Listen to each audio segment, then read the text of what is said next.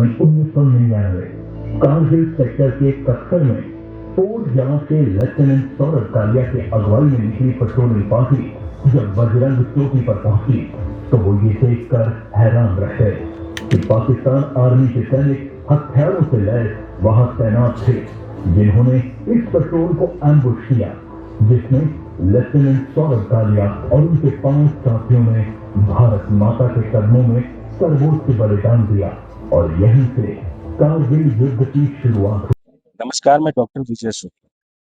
कारगिल का 26 साल पूरा होने को है और आज हम उस आखिरी शाम की बात कर रहे हैं जब हम 27वें साल में प्रवेश कर जाएंगे।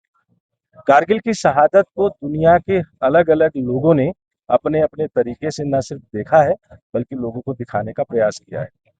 लेकिन 26 बरस पहले जिन्होंने अपनों को खोया था, उनकी शहादत को लेकर यहाँ पर सेना जिस तरीके से कारगिल विजय दिवस का आयोजन करती है, वो कहीं न कहीं इस बात का इशारा है कि हमारी सेना अपने उन वीर जवानों को सहेजने और संवारने का प्रयास कर रही है।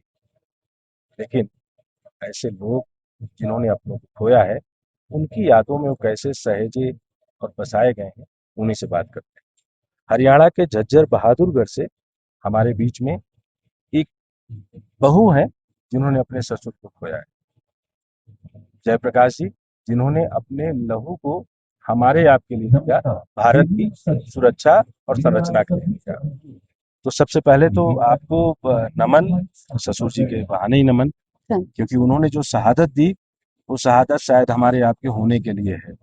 तो कैसा लगता है आज जब आप कारगिल दिवस पर यहाँ पर हैं? बहुत ज्यादा प्राउड फील होता है और ये जो मोमेंट है जो हम जी रहे हैं वो मेमोरेबल है बिल्कुल हमारे लिए, हमारे परिवार के लिए।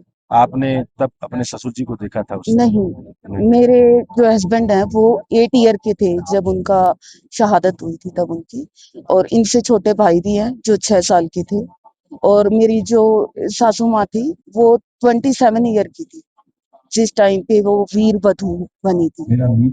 तो 27 बरस से आज 26 हाँ साल जी, को और आगे ले हाँ जाना, जी, मतलब अब 53-54 साल की हाँ जी। उम्र। तो जब आप आए तो क्या लगा आपको, मिला क्या वहाँ?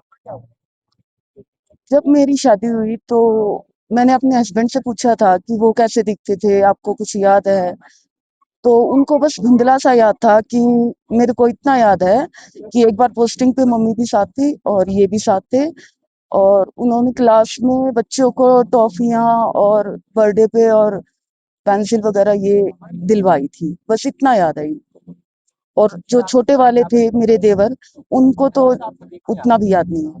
तो आज जब आप यहाँ पर हैं, हम्म, ये लामोचिन है, हाँ जी, जहाँ से कोलोलिन, हाँ जी, टाइगर हाँ जी, और हाँ जी, विक्रम बत्रा ये सारे पॉइंट दिखते हाँ हैं। जी। तो आप कैसे याद करते हैं अपने ससुर को?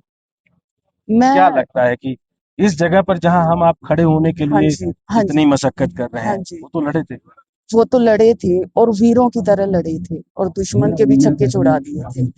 मैंने मतलब उनका स्वभाव भी ऐसा था कि वो वीर बाय बर्थ ही थे, बस ये मान लो, क्योंकि उनके फादर जो मेरे दादाजी ससुर हुए वो भी लड़ाई फौज में ही थे, तो वो खून में ही चलता आ रहा है।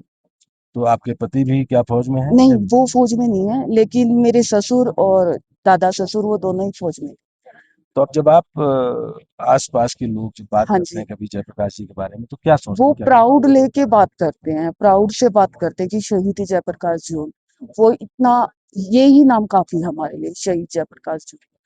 तो एक एक होता है कि जैसे बच्चे हाँ माँ जी, बाप की पहचान बने हाँ जी, और एक शहादत आप सबकी पहचान बन हाँ गई। जी, बिल्कुल तो पूरे आप अपने परिवार बच्चों की। को, अपने लोगों को क्या कहेंगे? जो मैं परिवार जिन्होंने खोया तो उनको क्या कहेंगे? मैंने अभी तक अपने बच्चों को ये नहीं सोचा था कि मैं फौज में या फिर आगे कोई फोर्स में उनको ज्वाइन करूंगी, लेकिन अब जैसा माहौल, मैं पहली बार आई हूँ इधर, जैसा देखा है मैंने, तो प्राउड फील हो रहा है और मेरे को ये लग रहा है कि मेरे को भी अपने बच्चों को करवाना चाहिए फौज में।